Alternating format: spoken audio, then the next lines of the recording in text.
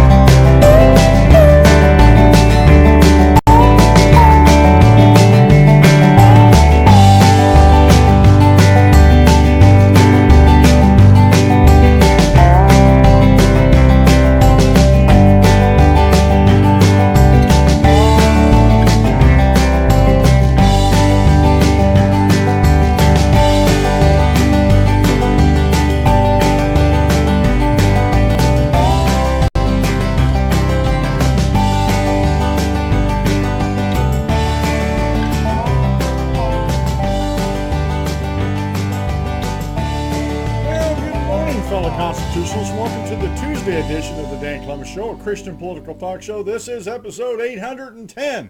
I'm your host, Dan Clemente, your constitutional warrior, fighting for your right just to be an American. It is May 30th in the year of our Lord 2017. Remember, we are a hyphen-free, PC-free zone. God is still in control and he does love you. And I'm broadcasting live from the Hemlock Studios here in the overcast Central Susquehanna Valley in the great Keystone State.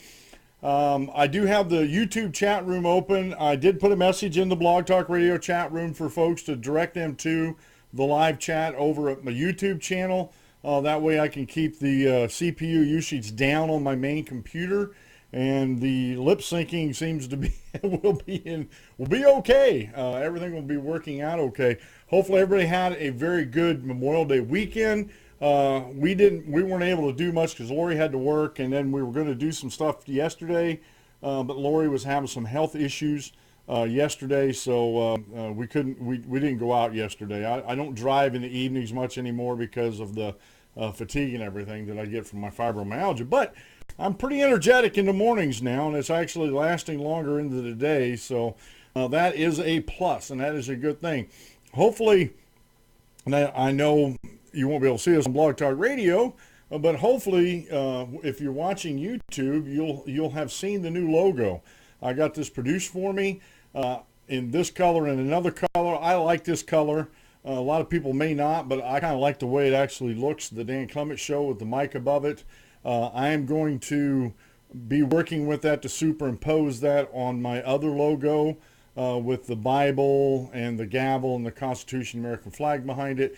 So I'm going to work on that. I'm learning how to slowly do that kind of stuff, but I had this artwork actually done for me. And so I'm kind of excited about that, having that. I just got it over the weekend, and I just started playing around with it. I've actually produced I'm starting to make my own stationery based on that, so that actual graphic. And so I'm hopefully when I send letters out and stuff in the future, through snail mail, that I'll have that on there. And I'm also going to create a stationery for my emails based on that also. So I think it's good times ahead, good things coming to the show here. We're continually trying to make the show better. And that's my ultimate goal, is try to make this a good experience for the viewers and listeners of the show on Blog Talk Radio. Even though it was a holiday weekend, I had good listenership on Blog Talk Radio on the podcast side of it. I had a decent viewership on the YouTube side. I said last week I had some videos that I was trying to get out. Some things happened technically with the videos, so I had to reshoot one of them. And I didn't even redo the other one. I was so mad. I produced another one this morning talking about how There's slavery reparation groups out there. If white people don't pay, we're going to come get it. And so I did a short video on that. It's probably between 10 and 15 minutes long. That I'll actually, I have that in queue to edit, to put some things on the front end of that. And then so my music, and I'm switching my logo up for the videos. So those will definitely be out this afternoon on YouTube and VidMe. Again, I appreciate everything that everybody does for me, comments and encouragement on Facebook, Twitter, things like that. The shares I get with some former show hosts on Blog Talk Radio are still following me and still sharing my postings from Blog Talk Radio. But the way YouTube has structured its financial monetization of the videos, it's harder now than it used to be to get monetized. I monitor my videos weekly, and I've yet to see any pop-up ads come on to the videos at all. And a lot of that's due, folks. A lot of that's due to the false narrative that's put out about conservatives and about Christians. All but one of my videos that was demonetized, I've got remonetized. The other one, I've actually went and explained, saying, look, I'm a Christian political. I don't swear. I don't personally attack anybody. I deal with the ideas and ideologies and the thoughts of folks, and we discuss those things. I'm never vulgar about it. It's a family-friendly show. I don't have to bleep out words and be quote-unquote FCC compliant, which that's a bunch of hooey by some folks. And they can do what they want. They can call their shows what they want, but don't tell me you're FCC compliant, and if you are, then the FCC needs to change the rules about vulgarity and profanity, but that's a whole nother story. But getting back to the reparations and this false narrative and everything like that with YouTube and the demonetization, I do have at the bottom of my screen here, let me get my finger over it right here, and this is up throughout the whole show. Support me on Patreon. I try to keep them minimalized at the bottom, just almost like a news ticker. And my VidMe's down there, and my subscribe button for YouTube's down there. And all these links I put daily when after the show and it's all done processing. I daily put these links in the show notes page below, or in the notes page below the videos. And they're also over at thedanclemenshow.com, where I keep the show notes page. And there's also, when you open up the show notes page, you can actually listen and download the episode in podcast form from there. So I try to make it as easy as possible. It's not saying you can't go over to Blog Talk Radio, which you can, but I just try to make it easier for my listeners to be able to look at the show notes, what I'm talking about for the day, and then maybe some extra articles I didn't get to, are at the danclemenshow.com. Just remember the Dan Clement Show, and then put a .com behind it, take you right to my show notes page, and you can click on it and read the articles and all that kind of stuff, and all the links that I try to put up there. And I have a lot of links for the 2 videos I'm producing and putting out today. One of them, by the way, is and I think I touched on this last week, is the Prime Minister Markovic of the Prime Minister of Montenegro, and how the lamestream media and the progressive groups and commentators on YouTube are just beside themselves giddy that they have this video of Donald Trump being a thug because it follows our narrative, right? But they didn't bother to go look and see what Prime Minister Markovic had to say about it. And so I have a short video that is coming out this afternoon on that, with the links to the Twitter feed that I found the response, because I said there's got to be a response. And the longest video that I could find was actually from the Washington Post. I don't like using things from the Washington Post, but they had the longest video of the whole thing. And if you go a couple seconds before Donald Trump came up, somebody was standing there, and I didn't get the names, and it doesn't matter to me, but a gentleman in glasses seemed to turn his head in the direction of Donald Trump and started speaking. No sooner he started speaking, Donald Trump came up there.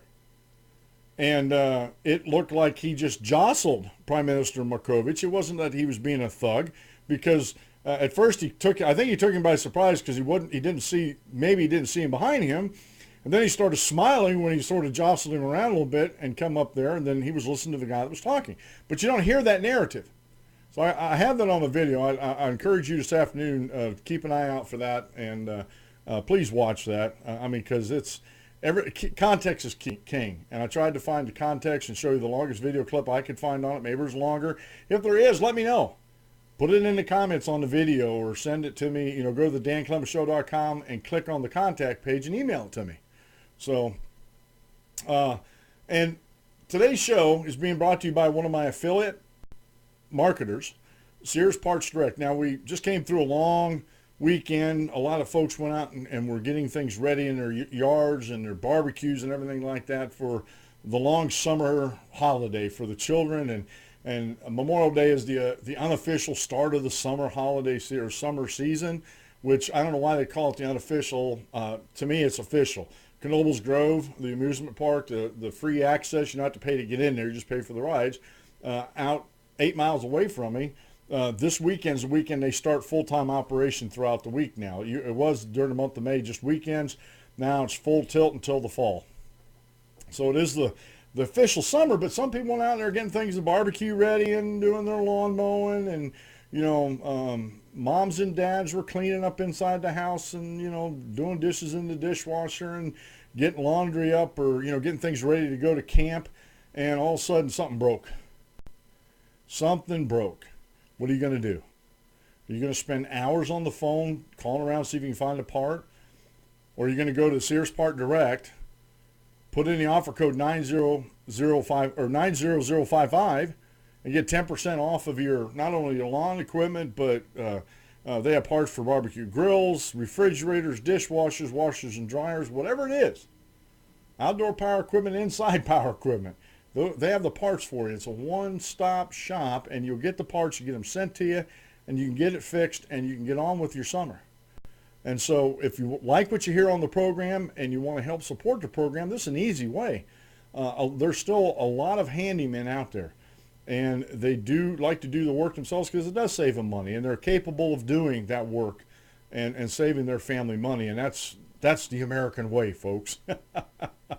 So if you like what you hear on the show and you want to help, by all means, if you got a parts need that you have around the house, go to danclemenshow.com and click on the Sears Part Direct widget, put in the offer code, and you'll get 10% off, and you can get it shipped toot sweet to your house to fix those things in your house.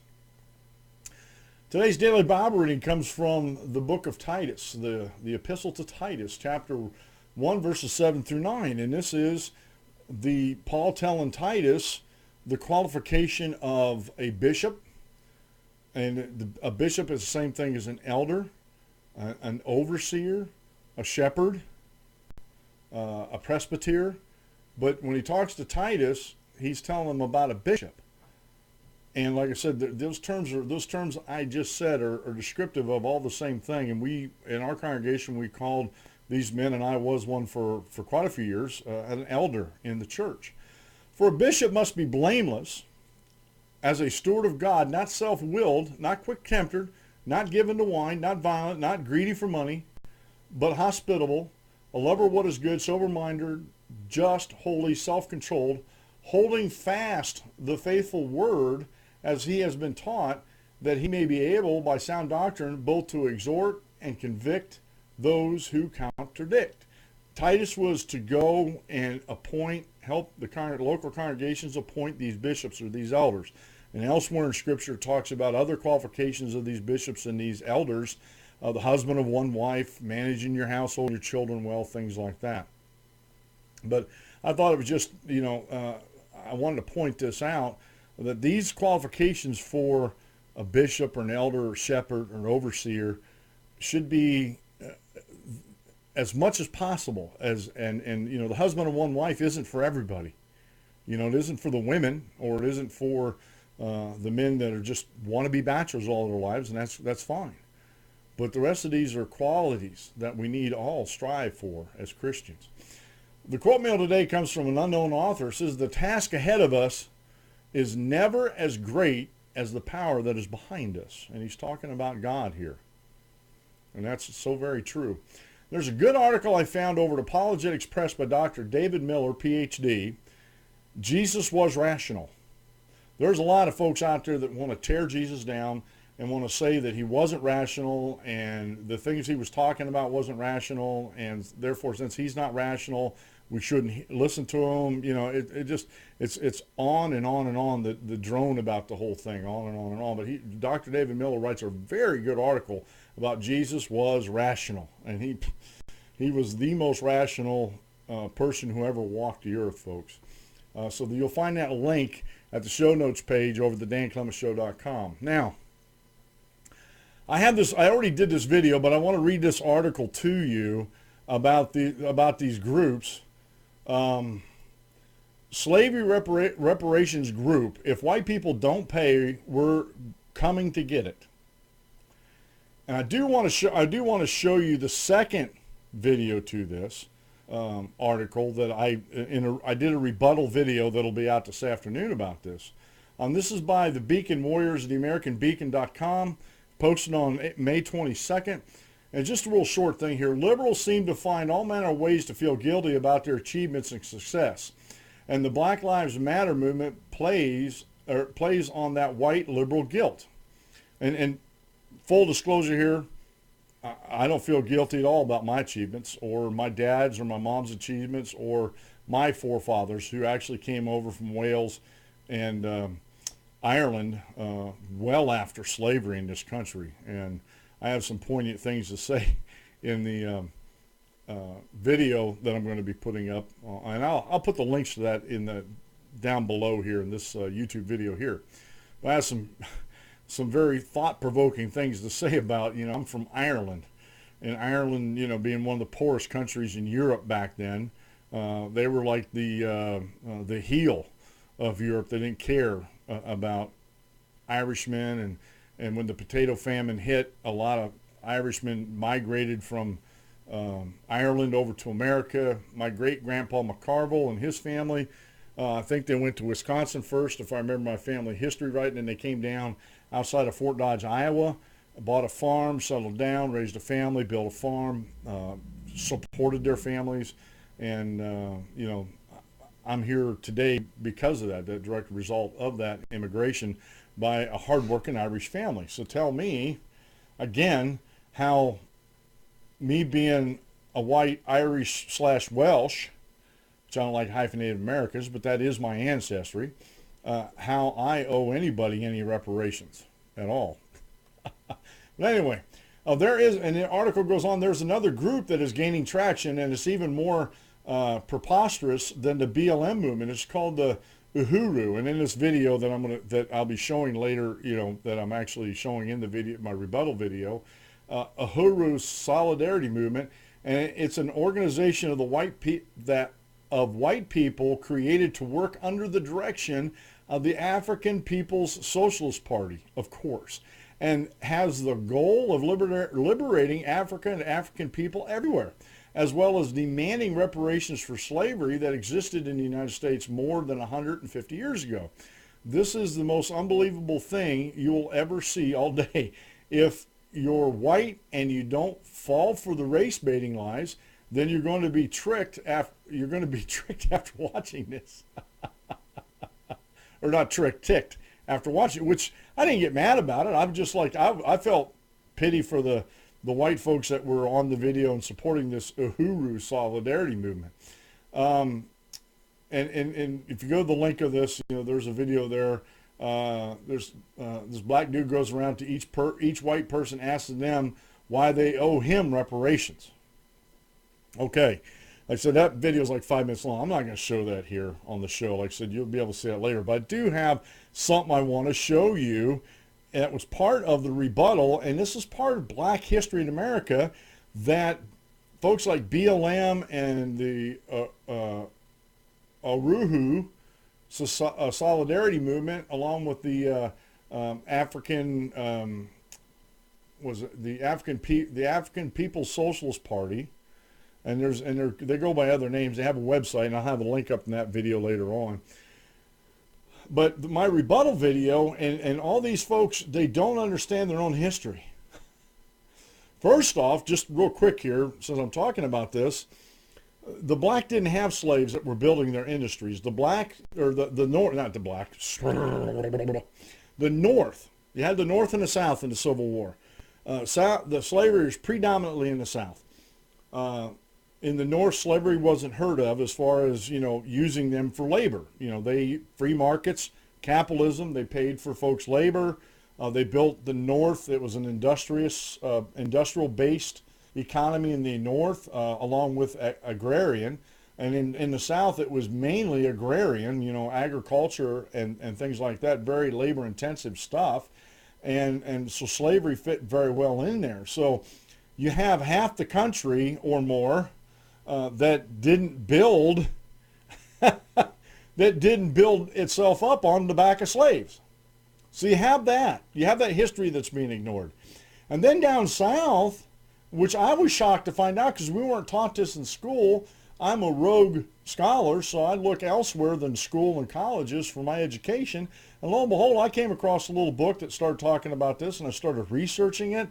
I watched Hillary's America by Dinesh D'Souza, and it talked about the Democrat Party's ties to slavery, and they talked about it in that movie also. And I have this video here about black slave owners in the South. Now, how many of you listening to this have ever heard of black slave owners in the house or in the South? And the biggest one, and they'll talk about this in this little short video here, John Carruthers Stanley. He owned 163 slaves. Also in this video talks about there was 10,000 free black folks that lived in the New Orleans area, and out of that 10,000, 3,000 of that 10,000 were slave owners, actually owned slaves. Black folks. So again, getting back to the reparations, how are you going to separate all that out? Now, the only way this movement has gotten traction is because these people don't know their histories. This black gentleman in this video doesn't know his history. The white folks, and he has in his video, and I'll put the link up on my rebuttal video, he has links to all these folks on there. And, they're how you can get a hold of them also. And it just amazed me how brainwashed these folks are and how they don't care to know the true history of the United States, and especially the true history of black folks in the United States. So here's this video real quick here, of black slave owners. And listen to this. Even after slavery became a reality, all blacks in America were not slaves. In fact, how's this for statistics? Over 10,000 free blacks lived in New Orleans, Louisiana. And of those 10,000 blacks who lived in New Orleans, Louisiana, over 3,000 of them owned over 12,000 black slaves. Now, these slave owners, of course, were mostly quadroons, octoroons, and very light-skinned Negroes, which brings up a very interesting question. When you talk about reparations, I got a question for you. Do light-skinned Negroes owe reparations to dark-skinned Negroes for slavery?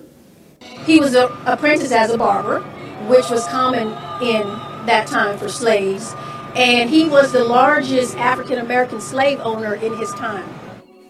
A former slave turned slave owner, the John Carruthers Stanley story is just one of many in this Craven County city, a story that leads from slavery to freedom, prominence, and wealth. The largest black slaveholder in the South, John Carruthers Stanley of North Carolina, faced a number of problems in the 1820s in dealing with the slave labor force on his 3 turpentine plantations in Craven County, with a total of 163 slaves. Stanley was a harsh, profit-minded taskmaster, and whose field hands would run away. Stanley dealt with this through his 2 white overseers and with a spy network that included a few trusted slaves.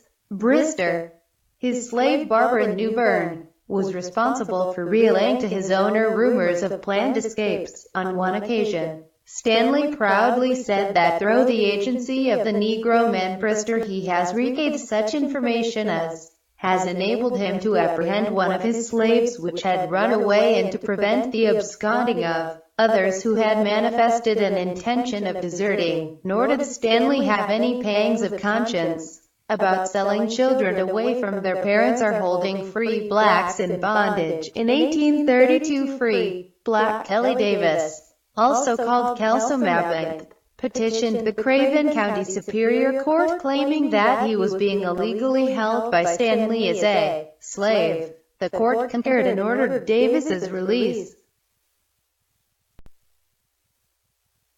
All right, folks, that was just a short. I mean, if you just go and go on YouTube and just put in black slave owners, there are a multitude, I mean multiple videos that describe the history of black slave owners in America. It doesn't make it right, doesn't make slavery right because black slave owners were the ones that were owned the slaves. And it seemed kind of funny to me. You had, in that Ben Kinslow, he was the gentleman in the beginning of that video that was talking. He described there was 10,000 free blacks in New Orleans. 3,000 of them were slave owners that owned 12,000 slaves. So there was 22,000 black folks in the New Orleans area alone, but 12,000 of them were slaves owned by 3,000 black slave owners. So again, who are you going to pay the reparations to? Do you have to go back? Do you have to go back and figure out who the black slave owners were and make their families pay reparations too? This whole thing's convoluted. This whole thing is convoluted. We as a society, folks, have gotten drilled in our minds, not me personally, not folks who think along the same lines I do, conservatively, freedom, liberty-minded folks, but we got it drilled in our minds that we have to repair the errors of the past. They're doing it down in Louisiana by tearing out all these monuments. Now, luckily, they're not destroying them, and hopefully some history-minded person is going to buy them up and get those out of New Orleans and maybe set up a museum somewhere of Southern history. And hopefully in that museum, they actually put up in that museum the true history of slavery and include the history of the black slave owners in the South. This John Carruthers Stanley, from all accounts that I've been researching and trying to get a handle on this guy, was very mean to his slaves, very cruel, and owned 163 slaves and had 2 white men working for him. Honestly, folks, it amazes me. When I started reading about this history, I'm like, this is not what we were taught when I was growing up. This was not what we were taught at all. So I ask again, and that's why I did this rebuttal video, and that's why I'm starting to do more rebuttal videos here lately. But that's,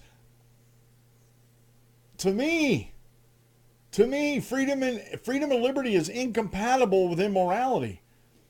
And it is immoral as a black person to go around and ignore your own history in this country.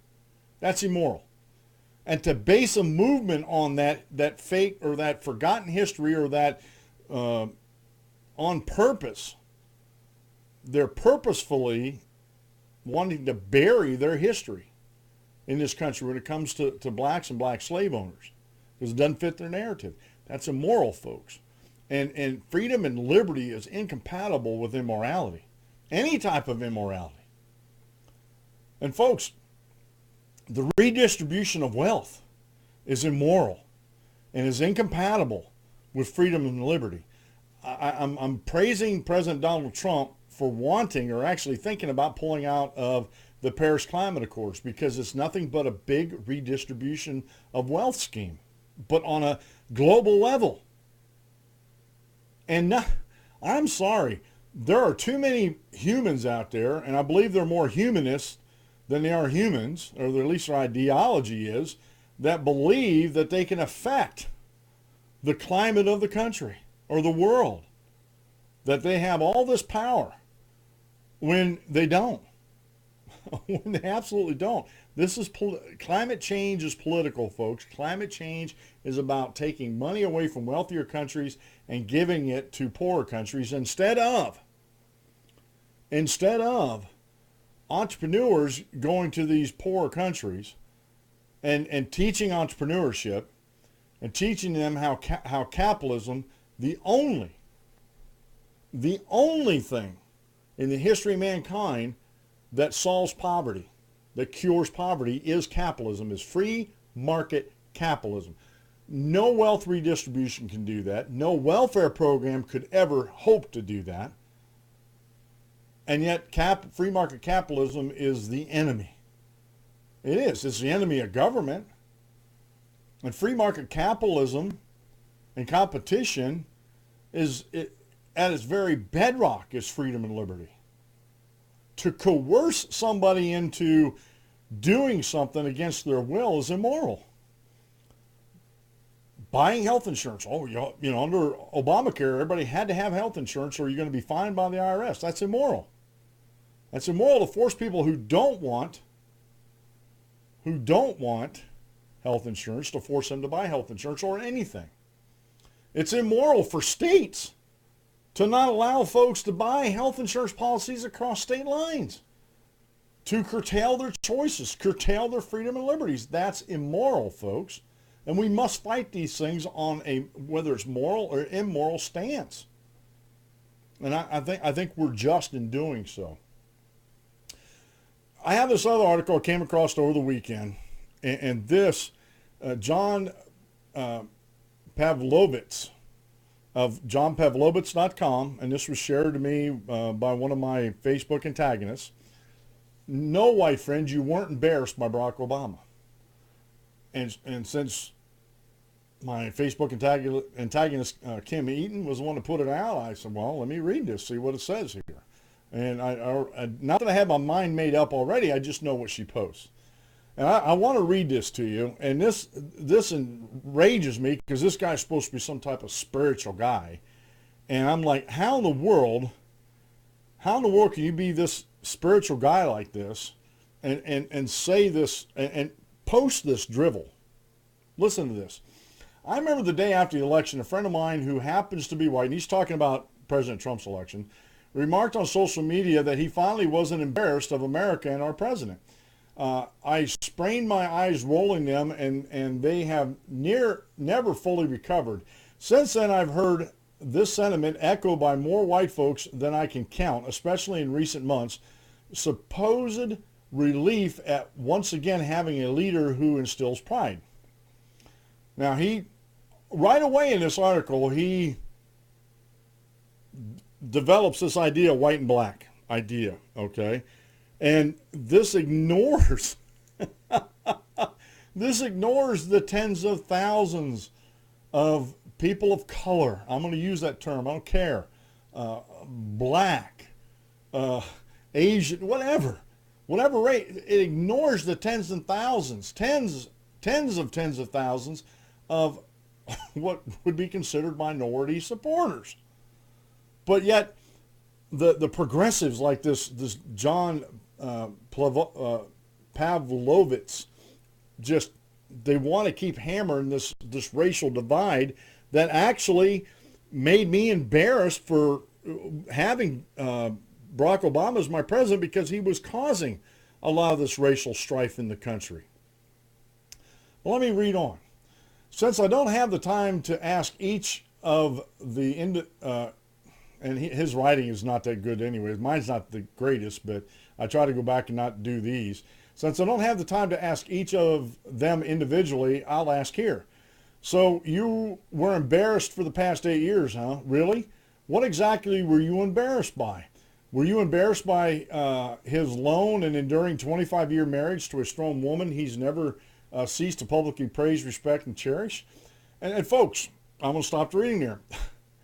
That didn't have nothing to do with why I was embarrassed to have Barack Obama as president. I applaud him for having a 25-year marriage to one woman. I've been married 32 years to my wife, okay, going on 33 this year.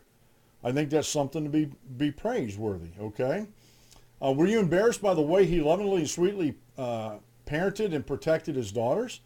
Were you embarrassed by his Columbia University degree in political science and his graduating magna cum laude from Harvard Law School? No, I'm going to stop reading. No, I wasn't embarrassed that he graduated from them, but we don't have any of his transcripts. We don't. He may have been given those degrees like Mark Zuckerberg of Facebook was given his doctorate, his honorary doctorate. Who knows? But we don't know. And that should be an embarrassment to him, but evidently it's not. It should be an embarrassment to his supporters, but evidently it's not. It's just good enough that, well, he did graduate from them. The school said he did. We know what his grade point average was. Matter of fact, though, him and his wife, they got their law license taken away from them. So, what's that say? Anyway, maybe you are embarrassed by his white American and black Kenyan parents or the diversity he was raised in as normal. No, that's not what I was embarrassed by. Now, like I said, this guy's doing this article and splitting this embarrassment up on biracial. And this is a tactic of progressives and anti-freedom folks out there. And it's very immoral to do this. We embarrassed by his eloquence, his quick wit, his easy humor, his seeming comfort meeting with both world leaders and street cleaners, by his bright smile and his sense of empathy or his steadiness, perhaps by his lack of personal scandals or verbal gaffes or impulsive tirades. Let me stop. This guy, again, he's got blinders on. He's looking through rose-colored glasses at President Barack Obama. He wasn't that eloquent. Unless he had teleprompters, his speech wasn't that eloquent. I don't think he was quick of wit because he kept sticking his foot in his mouth all the time, so I don't think that's being quick of wit. His easy humor, I didn't get his humor that much, but that's me. I don't get a lot of things some folks do. And his comfort meeting with world leaders and street cleaners, wanting to sit down and have a beer with them. That's a good thing, right? Look, folks, it wasn't anything personal with Barack Obama that I had issues with him about. It was his policies, it was his politics, it was his ideology that I had problems with. And that's where most Americans, at least most correct thinking Americans, were at with Barack Obama. No, of course you weren't. No, and he's right. I was not embarrassed because of that. And he goes on to say, honestly, I don't believe you were ever embarrassed. The word implies an association that brings ridicule, one that makes you ashamed by association. And if that's something you claim to have experienced over the past 8 years by having Barack Obama representing you in the world, I'm going to suggest you rethink your word choice. Sorry, John. I'm not going to rethink my word choices because we're talking about the United States of America, a constitutional representative republic that President Barack Obama did everything in his power to misrepresent to the world. Barack Obama's a socialist. All right? He grew up, he sat at the feet of a black liberation preacher, Jeremiah Wright, for I don't know how many years. 20 years or so. Actually, I think he was married by him. Him and Michelle were married by him. I was embarrassed about his politics. I was embarrassed about how he was representing the United States through his ideology that was not compatible with a republic, that's not compatible with anything that we believe to be American. Socialism, redistribution of wealth, taking away people's freedom and liberty when it comes to their health insurance because of his ideology. His bowing down to the Saudi king, as if we Americans need to bow down to potentates like the Saudi king. That was an embarrassment. Rethink my word choice. Sir, you need, and this will actually go out as a rebuttal video too. I'm going to be doing this as a rebuttal video. I'm not sure I'll get to it today or tomorrow, but I got to do this as a rebuttal video. I mean, sir, John, you need to to rethink and expand your definition of what is embarrassing about a president, okay? Then he goes on to say, you weren't embarrassed by Barack Obama. How does he know? Like I said, he doesn't even deal with his ideology. I wasn't embarrassed because of his marriage or his children or his upbringing or anything. And it was his upbringing that taught him socialism, but I wasn't embarrassed by that. I was embarrassed because he was portraying America as something it wasn't on the world stage and to American people. All the time. Progressives and anti-freedom folks do this all the time. You know, we got to protect our democracy. Well, but we're not a democracy, so how can we protect something that we're not? We're a republic that's governed by a constitution. And we have representatives that are the people's stewards. In America, people are sovereign. People are over state governments. People are over the federal government.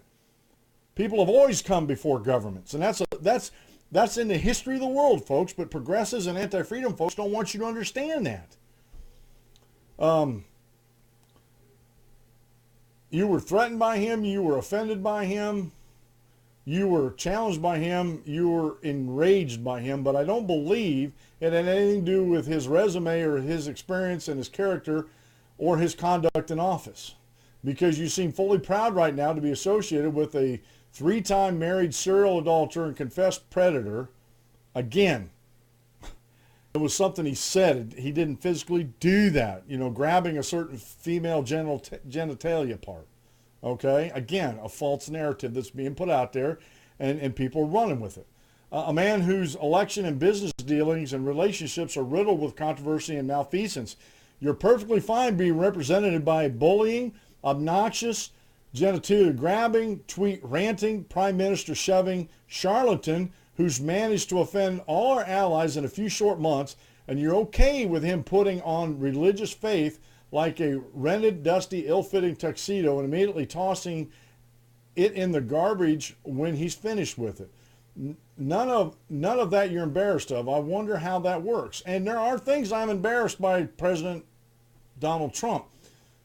But when you're still going with a fake, fabricated narrative that has not been proven, and I got a rebuttal video that's coming out today about the Prime Minister shoving incident that they're not letting up on.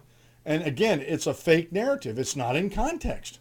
And yet, John in this article here happens to add that in there.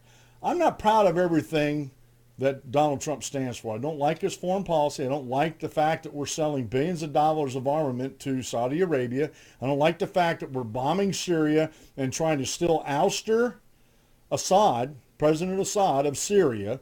I don't like the fact that the lamestream media and progressives like John are still perpetuating a fabricated fake news cycle about the Russian hacking of our elections.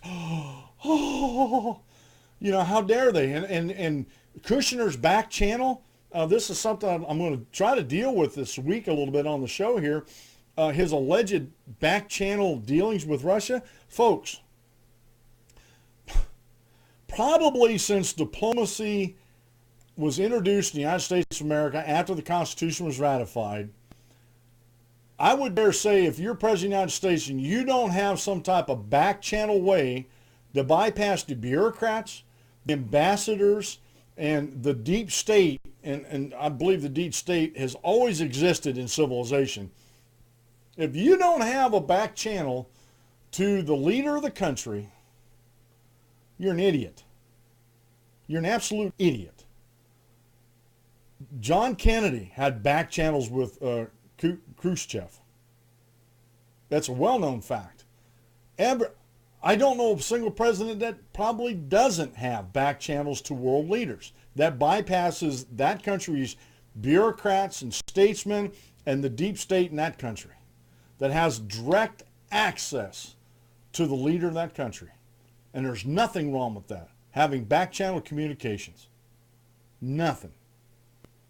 If it wasn't for back channel communications with the Cuban Missile Crisis, it would have probably ended a lot different than what it did. And for the lamestream media and for these progressives out here in the blogosphere and on YouTube to condemn these back channel with Russia and and guys like Lindsey Graham and John McCain trying to restart the Cold War is immoral.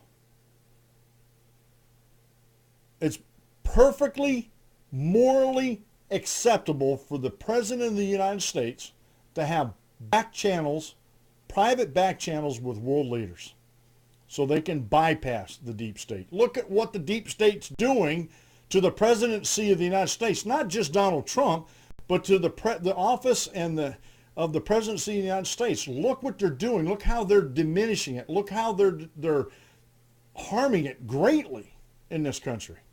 And yet we have folks like John here that wants to try to redefine Barack Obama and wants us to be. And the thing is, get this. This is the comparison I want you to bring away with this, okay? A lot of what he's talking about Donald Trump, not all of it, but a lot of it is policy. But did you hear him talk about policy up here with Barack Obama? It's a false comparison. You can't compare. It's apples and oranges. You can't compare. If you want to compare Barack Obama's personal life, his marriage and raising his children with Donald Trump, okay, it's a fair comparison.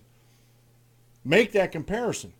But don't commingle policy and personal with one guy, President Donald Trump, and not do the same thing with President Barack Obama.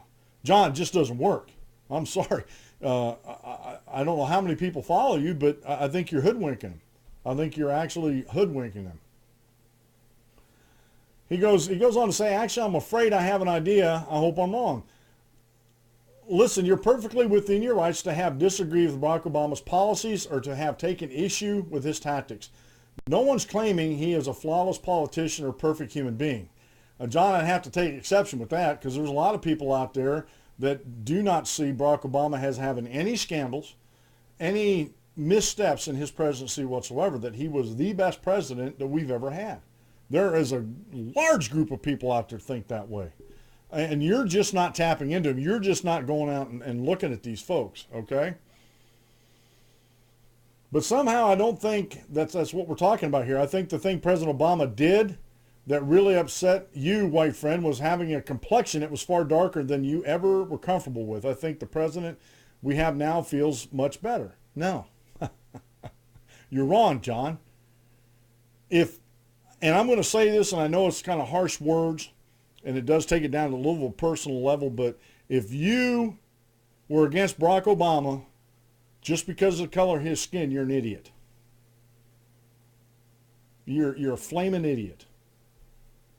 If that's your only beef against Barack Obama, or if that is even a beef you have along with the other stuff that you have beef with.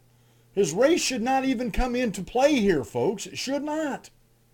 It's his policies that we should be attacking, his ideologies, if you don't agree with them. And there's plenty of people that don't agree with Donald Trump's ideology that are on the anti-freedom side and the progressive side of the country that are making those claims.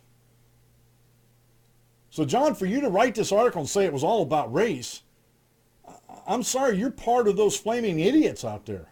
And I'm going to apologize now for getting personal, but folks, it is idiocy to type this type of stuff and put this out in America today, because it wasn't. It wasn't about with me. And a lot of correct thinking Americans out there, his race had nothing to do with it. It was his policies and his ideology that had everything to do with it. He goes on to saying, because objectively speaking, if what's happening in our country right now doesn't cause you great shame and doesn't induce the continual meeting of your palm to your face, I don't believe embarrassment is ever something you struggle with. No, if you claim to be embarrassed by Barack Obama, but you're not embarrassed by Donald Trump, I'm going to strongly suggest it was largely a pigmentation issue. And as an American and Christian committed to diversity and equality, to the liberty at the heart of this nation, that embarrasses me. Folks, and I've been doing some research just trying to find out what doctrine he's following. He claims to be an American and a Christian. If you're a true New Testament Christian, even if you're involved in politics, you have no business judging a man or woman on their race or gender as far as their ability to govern. None. God is no respecter of persons. The New Testament says that. And if God isn't, I can't be. And if I am, I'm wrong. I'm immoral and I'm sinning. And I need to take care of that. And John, if you say you're a Christian, I think you need to repent of this article. Are there things that Donald Trump has done? Like I said, didn't vote for him, didn't support him, or I don't support him in everything, but he is my president.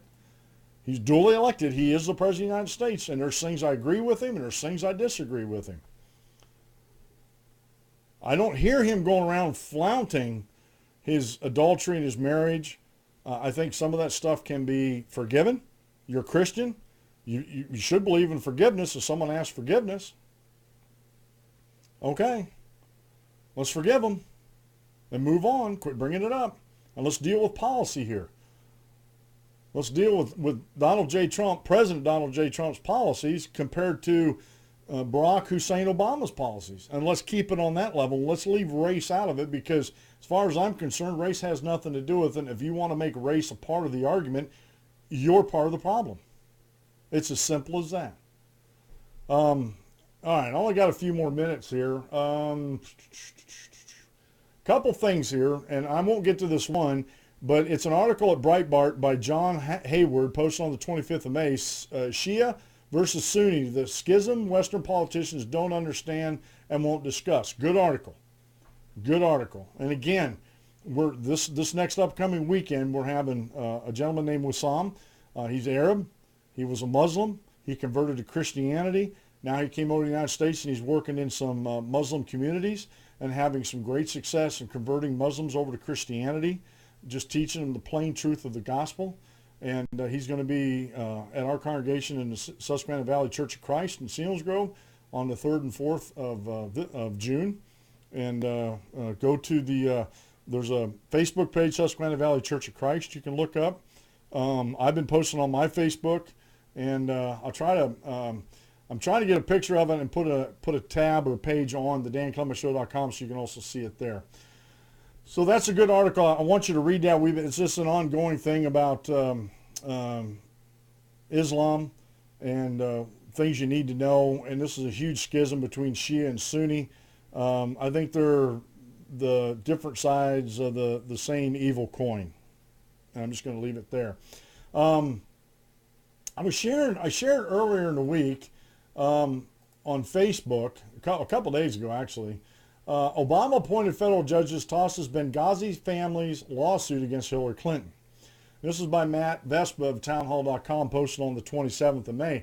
An Obama appointed judge has tossed a lawsuit against Hillary Clinton filed by the families of the Benghazi victims. The family of Sean Smith and Tyrone Woods alleged that the former First Lady was guilty of negligence and intentional emotional harm in their wrongful death suit that was filed in August of 2016. In September 2016, we found out that Clinton's aide straight up ignored the suit and refused to comply with the summons. In the end, U.S. District Court Judge Amy Berman Jackson, who was nominated by Obama in 2010, felt that Mrs. Clinton was not at fault concerning the allegations brought against her, and this is via the Washington Times. Now let me stop the reading right here. It is not it's not within the judge's purview to say who was and who was not at fault concerning the allegations. That is totally outside of her purview. What's within her purview as a judge, as a federal judge, to see if there's any merit to the lawsuit. And yes, there is plenty of merit. It's for a jury to decide whether the allegations brought against her are true or false. Not this Judge Amy Berman. So hopefully they're going to be able to refile this and go further on that. Just to read down through here, the Smith and Wood family sued the Clintons last August in D.C. federal court, alleging she caused her son's death by discussing sensitive State Department matters over an insecure non-governmental email system, while Secretary of State supposedly providing terrorists with information used to plot the September 11, 2012 ambush, according to the lawsuit. And it just goes on and talks a little bit about the history of the Benghazi attacks there. And again, I just want to point out that one thing. It's not up. Well, there's one more. Let me read this one more paragraph here. Mrs. Clinton either enabled the Benghazi attacks, this is by Brennan, by using her now infamous private email server, nor defamed its victims' parents afterwards. U.S. Court Judge Amy Berman Jackson ruled Friday, Washington, D.C., casting aside claims raised on behalf of parents of slain State Department Information Officer Sean Smith and late CIA operative Tyrone Woods. Again, it's not within her purview to make that ruling, to judge whether the Clintons, Mrs. Clinton was at fault or not. The only thing she's supposed to be doing is seeing if there's any merit to that. And as far as I'm concerned, in a civil suit, which has a lower threshold, there's plenty of merit to bring the suit. So hopefully they're going to refile. I'm keeping an eye on this. I think this was a miscarriage of justice here with this Judge Amy Berman Jackson. She's a U.S. District Court judge who Barack Obama nominated. And again, I think this is a huge miscarriage of justice. And I think they need to refile. And matter of fact, I think they need to appeal her decision and go right up on the line. I'm not sure if they can do that. I'm not a legal expert, but I'm pretty sure they can. And because this is an erroneous, in my opinion, this is an erroneous ruling by this judge. Now, I'm not a judge. I'm not a U.S. District Court judge, but I did stay at a Holiday Inn Express last night. For goodness sakes. Oh my goodness. Sometimes I have too much fun on this show. Now, let me see here where I was going to go to. Oh, yes. Last thing I want to get to was this 10 federal judges demand American surrender to Islam. What's your response? And this is by teaparty.org, and this is by their staff. And this is about the travel ban with the refugees. The Fourth Circuit Court of Appeals invented a new legal standard granting Muslims unlimited power over the nation's security in their decision to maintain the injunction against President Trump's travel ban executive order. And this was via a Breitbart story that's embedded in here. The 10 judges in the majority upheld the decision of district courts that the executive order violated the Fourth Amendment on the basis of campaign rhetoric, inventing a new legal standard. Okay? The order called Protecting the Nation from Foreign Terrorist Entry speaks with vague words of national security, but in context drips with religious intolerance, animus, and discrimination, ruled the activist judges. The court's decision relied on a newly created legal standard that has no basis in previous Supreme Court decisions. The new standard allows plaintiffs to block neutral government actions on the basis of campaign or private statements. It's not based on the law. Again, this is immoral. These are judges. They're supposed to base their decisions on the law. If you go back and look at the executive order, they didn't legislate any new law. They are citing and enforcing laws that are already on the books. But this decision, if you go back and read this, did not deal with the law. It invented a law. And this is dangerous, folks. This is dangerous in a constitutional republic. This happens all the time in democracies and socialist countries, but it's dangerous in a representative republic like we have, because we're a nation of laws, not a nation of men. You know, if we have laws on the books that are constitutional and in keeping with our Bill of Rights as sovereign citizens, I want those laws to be upheld. But when you have judges at the federal level that aren't even citing law or even less important Supreme Court precedent, I think the law trumps, and I wish we didn't have a President Trump, but you know what? I'm going to still use that term. The law supersedes Supreme Court precedents, because the Supreme Court in the past have ruled erroneously on slavery, on segregation, or just two come to mind. It is amazing how wrong Supreme Court precedent has been in the past. And so you should not base your decisions on it. You should base it in law. And folks, this is where we're at in this country today, where we have folks that aren't obeying the law. We have folks that are just going about doing their thing the way they want, judges that are supposed to be upholding the law. And it just amazes me how people are letting them get away with this, how people are absolutely not holding the judges accountable, and how this is a miscarriage of justice. This should have never got this far. These activist judges across the country need to be taken out of office. They need to be relieved of their duties and put people in that are going to support and uphold the laws of the land.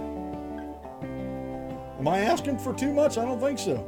It's been the Dan Clements Show. I'm your host, Dan Clements, your constitutional warrior. Remember, if you aim at nothing, you hit it every time. Have a great rest of the day, and God bless, folks, and we'll see you tomorrow at noon.